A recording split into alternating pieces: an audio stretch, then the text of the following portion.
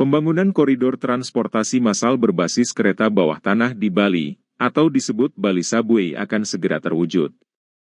Pembangunan akan dilakukan setelah PT Sarana Bali Dwipa Jaya, selaku pihak yang diberi kewenangan dalam pengembangan Bali Subway ini, telah menetapkan PT Bumi Indah Prima sebagai Qualified Investor Partner, pada Rabu 24 Juli di Sanur.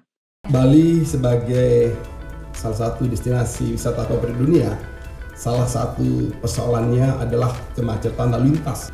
Sebuah kerja besar yang membutuhkan dukungan dan kerjasama dari berbagai pemangku kepentingan. Bali bisa mewujudkan itu. Dalam pembangunannya akan tetap menjaga keseimbangan dalam hubungannya dengan Sang Pencipta, sesama manusia, dan keseimbangan alam. Kita menyaksikan penyerahan surat penunjukan sebagai qualified partner dan lead konsorsium of investor yang tadi telah kita saksikan bersama. Direktur Utama PT SBDJ, I Gusti Ngurah Ashara Danadiputra menginformasikan bahwa total nilai investasi dari dua fase pertama adalah 10,8 miliar US dollar.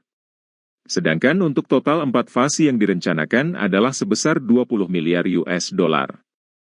Ari menambahkan dalam menjalankan kerja sama Bali Subway, PT SBDJ tetap dan akan terus berpegang pada konsep Trihita Karana.